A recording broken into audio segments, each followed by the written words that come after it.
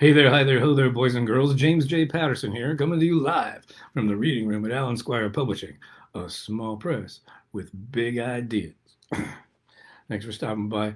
Last week we went through all these little historical surveys, and we're going to do a little time traveling today as well. Before we do, I want to make a couple of announcements. One is to thank Linda Watanabe McFerrin for hosting Rose Reads last Wednesday. She really brought it. She must have worked real hard. I think she missed the part of the instructions that said go for half an hour and don't work too hard. She went for an hour, and man, she brought it. It was wonderful. She had a lot of people watch her, and it was really engaging. A lot of stuff I'd never even heard of before. So thank you, Linda. Thank you very much. And this week on Rose Reads, you're going to have a special treat. Mark Pritchard is a writer from Oxford, England, and but he's all kinds of. He's a jack of all trades in the arts. He's a trained actor, a voiceover guy. James Luke, how you doing, buddy? Good to see you. Hey there, hi there, ho there yourself. And Mark is a trained actor, like I said. He's a great guy, and he's going to be reading some stuff. I hope he reads something from his book Billy Christmas because it's just a phenomenally great piece of work. So Mark Pritchard, Wednesday at 4 o'clock on Rose Reads. Don't forget to drop in there. But right now we're going to take a little tour through history and and did you ever live in a group house when you were younger? Maybe you're young right now and live in a group house now. But I lived in a few when I was in my 20s, and a couple of them were abysmal, but one of them was spectacular. And I don't think anybody that darkened our door in those 4 or 5 years that we were there ever forgot it. I may even see a couple of old soldiers in here sometimes. Anyway, we lived on a street called Huidekoper, and I wrote an essay about it for my first book, Bermuda Shorts, where is it? Over here, right there. And uh, uh, so take a trip through yesteryear with me and drop in on our group house. It was really something. Here it is, Huidekoper. God damn it, Goldilocks, wake up! My head is pounding and my mouth is dry. No, my head is not pounding. It is the walls that are pounding. Someone is outside pounding on the glass, pounding on the door. Make them stop. Whoever it is must be looking in the big bay window just above the bed. I force open an eye and frantically check to the right and left. Luckily, I'm alone. I'm not alone. Someone is screaming, Goldilocks, open the goddamn door! I roll awkwardly off the mattress that lies on the floor and climb to my feet. My hair, normally past my shoulders in long tumbling curls, is sticking out in all directions. My face is a sagging pile of goo. I can't afford an air conditioner, and the ancient electrical system that services this basement apartment office couldn't handle one anyway. It is 95 degrees inside. It is 8 o'clock in the morning, and already I'm dripping sweat. I throw open the door, and there he is, a retiree from Patton's Third Army, complete with brush-cut hair and white overalls. He's holding a paintbrush in one hand, and in the other he holds a filterless cigarette between two sawed-off stubs that once were fingers. 3 fingers from his right hand and 2 from his left were burned off when his machine gun overheated during a battle long ago. He's looking at me with utter disgust. Jesus Christ, Goldilocks, would you please put on some pants? I look down, and yes, it's true. I'm completely naked. Lewis, the house painter, follows me through the office to the laundry room, in the back of the basement. As I pull on a pair of cutoffs, he opens the fridge and helps himself to a beer. He brings me one too. He knows I can't afford to waste a thing, so he pops it himself before handing it to me, thus making sure I won't put it back. That's got to be an old army trick. I'm certain. Why is everyone I know trying to kill me, I ask.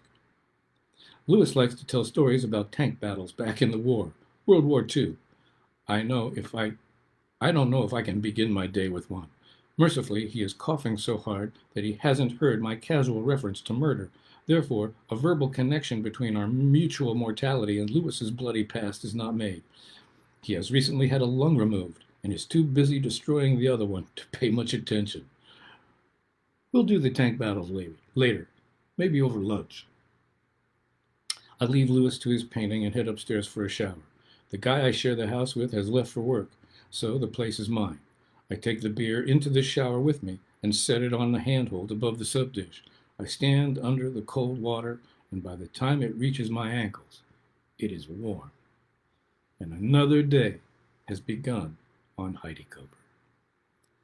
Huidekoper Place is a cozy little cul-de-sac nestled into the hilly back streets of Georgetown in Washington, D.C. It is where I landed after a series of post-college traffic accidents persuaded me to give up driving a truck in the middle of the night for the Washington Post. It became, for a select group of us, a laboratory for experiments in adult living, sagaciously carried out between the years 1976 and 79. One of my greatest moments there was killing a fast-moving cockroach with a wet sponge from about 8 feet away while doing the dishes. I'm in the shower when Sam arrives. Samantha Pennington is known for her steadfast dependability in a sea of insecurity, misconception, and dread. When I get back downstairs, the mattress is gone. The 2 desks that face each other under matching bay windows are meticulously organized. She is making calls. For me, another script treatment waits. She corrects my work from last night while she cuts a deal on the phone. She is a wonder. A cum laude lurking behind bewitching blue eyes and natural corn silk blonde hair. We are not lovers, although my female friends remain unconvinced, suspicious, and quietly resentful. I rather enjoy that. Sam and I have been good friends since high school and have served as part-time confidants and accomplices through the misadventures of those years. We have agreed that we are much too valuable to one another as friends and business partners to muck it up by getting physical. We've seen what happens to those who take on that challenge. It never lasts long, and it never ends well. As a business partner, she keeps me organized and focused. Plus, her social charm and maniacal enthusiasms have won us many allies. I could never have solicited on my own. As her friend, I am able to penetrate the minds and intentions of her male consorts, and she, in turn, is able to lure many unsuspecting females to my lair. I'm the only one who calls her Sam. She prefers the nickname Penny. We're quite a team. Our primary business is taking classic stories from literature and turning them into radio dramas that we sell as complete episodes or in serials. Unlike the scratchy dramas of yesteryear, we generate most of our own sound effects, taking advantage of the new era in FM radio's broadcasting quality and the consequent boom in home audio equipment, aiming our product at the home audio enthusiast. Our current subject is Sherlock Holmes. We have, through the British Embassy, met some actors and been given an introduction to the Baker Street Irregulars, an exclusive worldwide organization of Holmes aficionados who have been passing the word about our project. We've also raided the campus of Catholic University, famous for its acting school, for cheap talent. At exactly noon, the upstairs doorbell rings. It is Miss Blake from down the street. Miss Blake goes by her maiden name, as she has outlived her third husband, a Supreme Court justice, by 30 years, and has very little personal affiliation with so distant a past. It is she who has, by virtue of her seniority among the other widows on the block, taken on Lewis as one of her many philanthropic projects. Every summer she chooses a house on the street that she will argue needs painting. These are 2-story brick townhouses, and so the outside painting consists mainly of window frames, eaves, and doors. She does not ask their occupants' approval or even warn them about the person they are so unexpectedly about to spend the season with. Lewis is therefore kept occupied during the warm season, as she calls it, so he can live comfortably year-round. It is up to us to find the money to pay him. She has brought him lunch. I open the sack, and there is a sandwich, an apple, and 2 cold Budweisers. "Lewis likes beer," she whispers clandestinely. "I hope you don't mind him drinking on the job," she means. "Well," I answer a little apprehensively. "Oh, come on," she nods. "He's a veteran, you know." On her way back down the street, she calls the squirrels out of the trees, one at a time, for a little treat. She knows them all by name, talks to them in clicks and whistles, and they answer her call. I'll be damned if I don't understand what she's saying to them. "Mama's baby want a grape?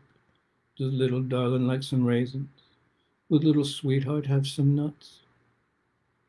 I close the door and pop one of the beers on my way up to the roof to find Lewis. Sam grabs the apple, pours some fresh drinking water into a mason jar, and joins us. I was in love once, Lewis reminisces over deviled ham. It was just after the war. We lived together until I discovered she was a lesbian. Honest, I didn't care. I loved her anyway. After you killed a lot of people, you don't care much about that sort of thing. You just like people for who or whatever they are. But her girlfriend wouldn't have me. A shame, though, because I kind of liked her, too.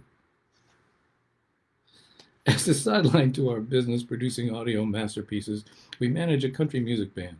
Jimmy Carter is president, and anyone with a guitar and a buckskin jacket can make damn good money here in the capital of the empire playing for the transplants from Georgia and the South. Rural Virginia and Maryland have a country music following. The band has a huge urban, suburban, and rural fan base, the best of most worlds. The players are really just a bunch of hippies from New York and D.C. area playing what they call kick-ass country music at the height of the disco era. And before the punks and the new wavers take over, outlaw country has an authenticity that gives it a brief alternative appeal. One band member is a Berklee College of Music graduate, and his complicated arrangements, along with the music theory and history he imparts to the others, make every performance something to look forward to. On 2 different occasions, aggressive, overachieving males will leave high-paying media jobs to join our company. We advise them not to do it. They could be of much greater help to us by staying at their jobs, tossing us their table scraps, and spreading the word of our efforts to their contemporaries. We are desperate for the help and expertise they could bring. We know the pitfalls of being self-employed, and they don't. From the safe distance provided by company expense accounts and big salaries, these men have been spoiled by union-negotiated health care and the prestige of having big-time corporate appellation attached to their names. They will take no direction, no suggestions, brook no demands or criticism. They are driven by a false confidence, a form of hubris, stemming from the mistaken impression that they are indispensable. For them, the romantic status of being independent, of replacing the corporate master with the mastery of one's own, has a seductive appeal. And once set free, they will be incapable of being subservient to their new bosses, us. Soon, a kind of horror sets in. The empty blotter at the beginning of each day, when rent and meals hang in the balance, becomes a baffling scourge. Their illusions about who and what they are can't possibly hold up out here in our world, where we are anonymous, unprotected, and only good as the last buck we made or didn't make.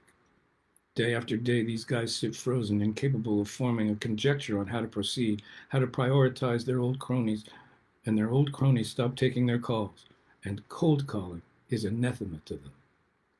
Had they looked more closely, they might have noticed that they were about to join a team where everyone from the musicians, actors, soundmen, freelance photographers, visual artists, and graphic designers to our little cabal of business managers are all about 20 pounds underweight. We are great fun to hang out with, true, but we count our collective purses before going to a bar or out to eat. We hang out together because there's nowhere else to go. We don't leave our jobs at the office because we can't afford to. Meals at the end of the month are thin and skipped often.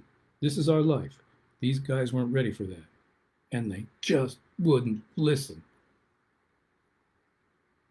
Of course, they failed ruinously to themselves and devastated our little enterprise.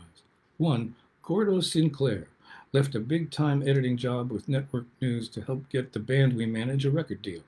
It was then that we learned from executives in Nashville, Macon, and Atlanta that the music industry works in counterintuitive ways. The industry does demographic studies on what they think they can sell, then they put the acts together, or find something already up and running in New York or LA to fill the need. They certainly don't just grab some act that's damn good with a big following and promote them. If they did that, the cocaine addicts in New York and LA skyscrapers would be forced to get out on the hustings, research and develop, and put in some overtime following up to justify their existence. Gordo became addicted to coke himself, stole my girl, stole the band out from under us, failed at both, and wound up on what we used to call Skid Row. No one was sorry for him. Chuck Harrington left a big-time radio station in a major market to help sell our radio plays. He fell in love with a succession of bimbos, proposed to one, took us for what cash we had, and never spoke to us again. Gordo rehabilitated as a nice guy, became a school teacher, and returned one day to say he was sorry. Chuck, we are sure, rehabilitated demonically, roaming his community looking for anything remotely bohemian, and then devoted himself to passing legislation to get it and people like us outlawed. We labeled them both MIA, missing in action. William Zachary Harper, Willie, my housemate, has a foot in both worlds. He's my best friend from grade school. Between the band, the radio plays, and his day job, he won't get a full night's sleep in 4 years. He is the youngest vice president a local bank has ever had. Under the mentoring guidance of his boss, a banking visionary, he is helping to create an international division, which means gathering the embassy accounts from their competitors under one executive services plan that is quite compelling. Once the accounts are signed up, it becomes Willie's job to lend them money. The sky's the limit. The bank encourages him because they feel loan guaranteed by a government empowered to print money can't go bad. He tells of giving away the store to all who come asking. Meanwhile, the same bank demands collateral in excess of 200% for what we're borrowing for our little business venture. Consequently, it is left to Sam and I, with Willie's help, on the side, to pull the load. It's really only a matter of time before the load pulls us down. The window of opportunity is open, but the resources to take advantage of it are running out. This we know. We play the game against time, against ourselves. The canyon floor seems so very far below, and the breeze on the way down is lovely. In the meantime, Willie arrives home after work and over his first glass of Dewar's Scotch, reviews our efforts of the day. He listens to our triumphs and our near misses, and we listen to his exploits at the bank. We are news junkies, rock and roll addicts, philosophy majors, and literary mavens. Artistically, we pile genres on top of one another. Country music, jazz, 19th century, sound effects, Irish ballads, Chicago blues, classic radio bits from yesteryear, as easily as we play with radical political concepts. My current hero is Alexander Pope, and somehow we fold his playful sincerity into a rendering of our endeavors in a kind of myth-making that is so very easy to fall in and out of. In following the edicts adopted from the great poet, we love our pain, we change what we can, and we laugh at the rest.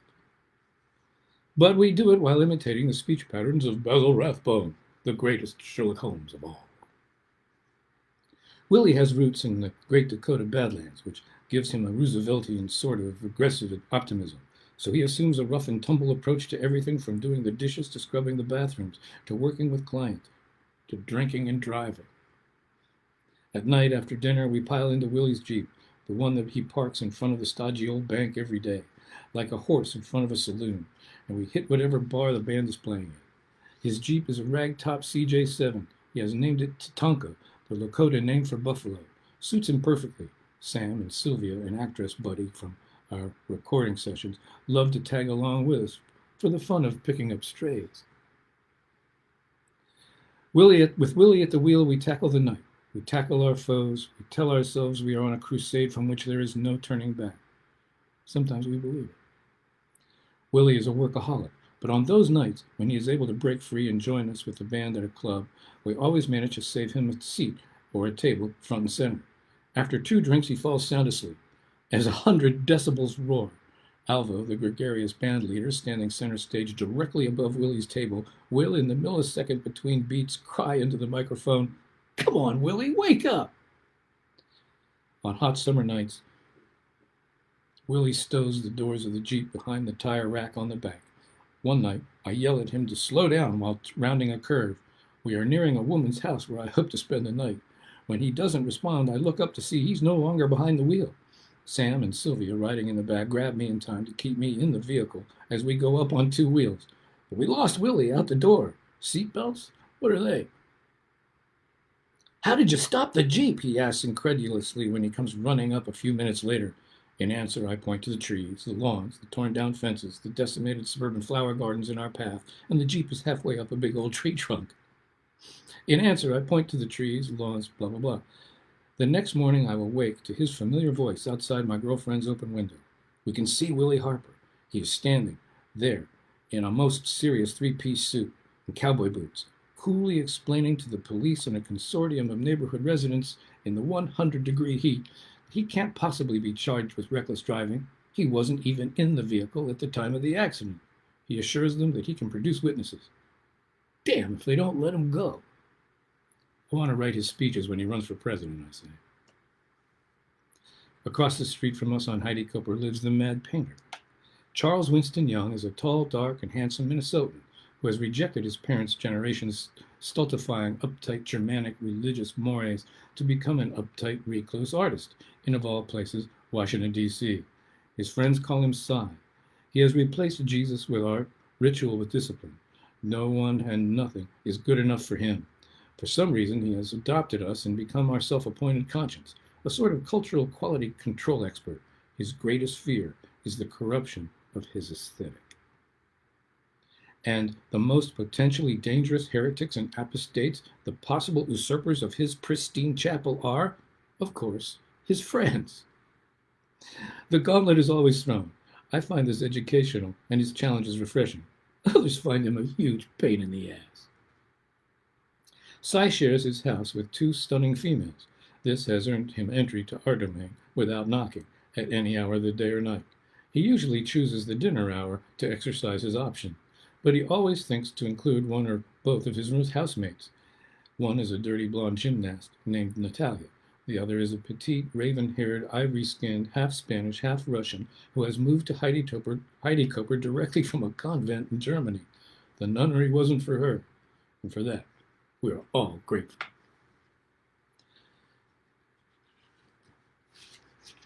Cy, the mad painter, likes to sit up late in my basement office and drink Canadian whiskey and argue with Willie, Sam, and me, and whoever else has wandered in, about art, literature, and politics. The funny part about arguing with Willie and Cy is that we argue while at the same time agreeing on almost every salient point, screaming our heads off, yet in near total agreement. Each of us shouts his next point, forming layers of rhetoric like we're from the secret society of Jesuit novitiates gone horribly wrong. Cy takes us with him to gallery openings and leads us around to shows he thinks are important.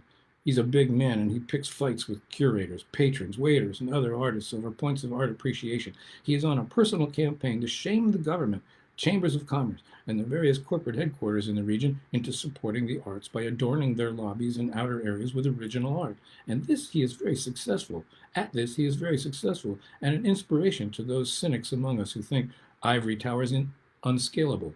He's mad, of course, in both senses of the word, angry and insane. But who isn't? It's a great escape for me to stroll across the street and pace around his studio as he paints the day away, standing or squatting with his nose just inches from a very large canvas, his mind churning over the inefficiencies in whatever argument has been offered as the current fare. Hanging around writers suits him. In fact, I think it's healthy for artists of different disciplines to intermingle. There's no professional jealousy to alter our appreciation of one another.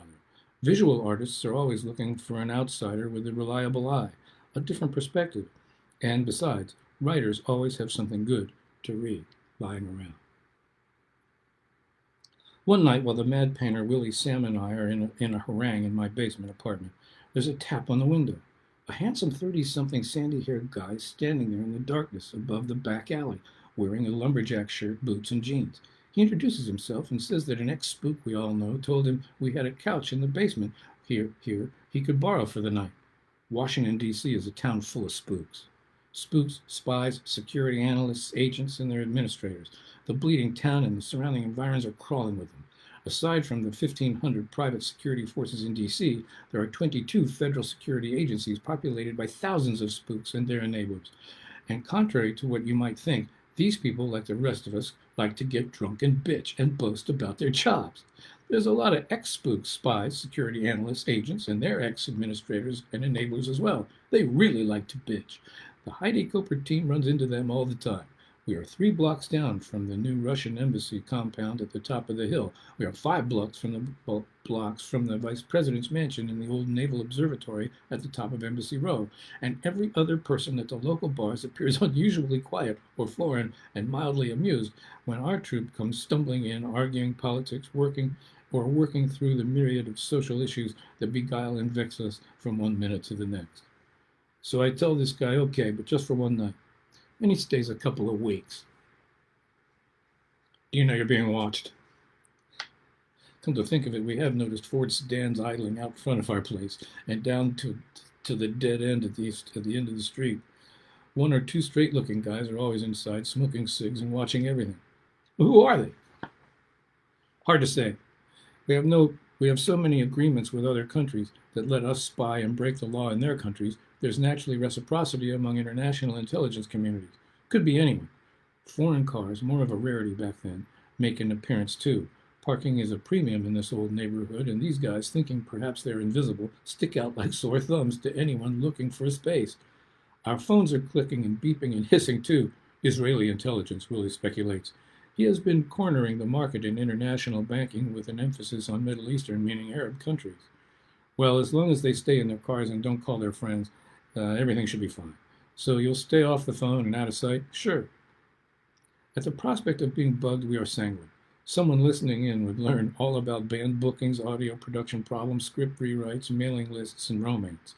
One night, he returned and gave us a real fright.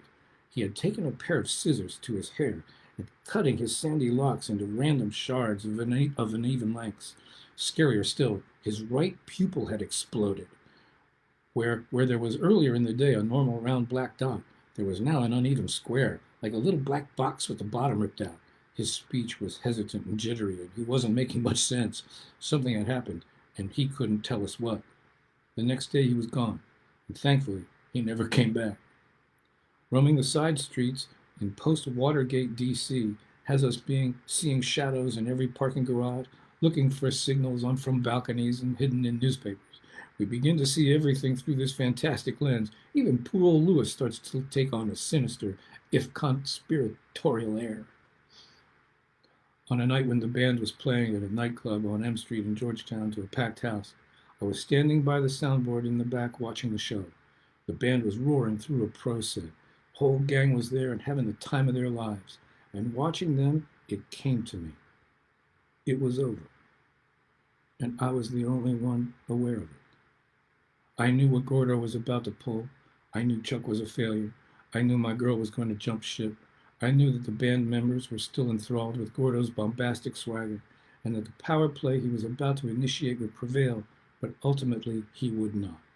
I leaned back against a wooden column like a man stunned and sipped my beer. The smoke, the music, the people I loved, this moment would stay with me as a funereal bookmark to this chapter of my life. They were all so happy, but by their own misshapen loyalties, they were all so doomed. The next day, when Willie learned of Gordo's defection, he banged his fist on the dinner table so hard he broke his wrist. On another day at the bank, he arranged for a loan of several $million to a company in Spain he would later find out was a shell organization for a consortium of arms merchants who used the money to buy weapons to kill innocent people in South America. It put him off his international banking career and sent his conscience spiraling off into deep, dark space. Willie sold everything and took off in his Jeep to become a roughneck throwing chain in the American oil patch out west.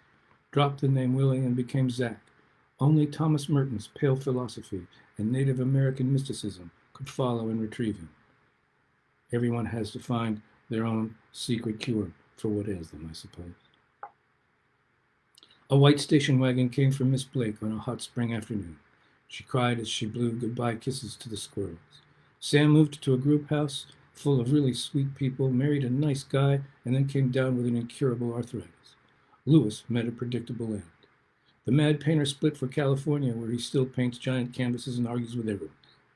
I split for Canada in a used car full of books, a typewriter, a guitar, and lots of blank paper, and embraced my new status of a man of no importance. Winston Churchill once said, "A success is someone who can go from failure to failure without losing enthusiasm."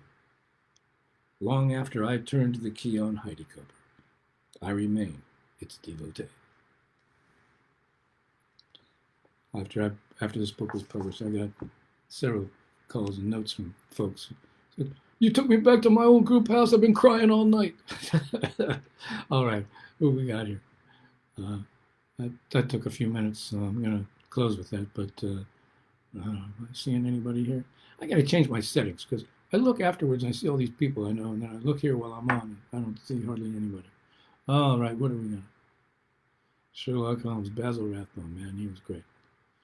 All right, anyway. Great to see you guys. Don't forget, Mark Pritchard, subbing for Rose Solario on Wednesday at Rose Reads. He's a unique guy. You're gonna love him.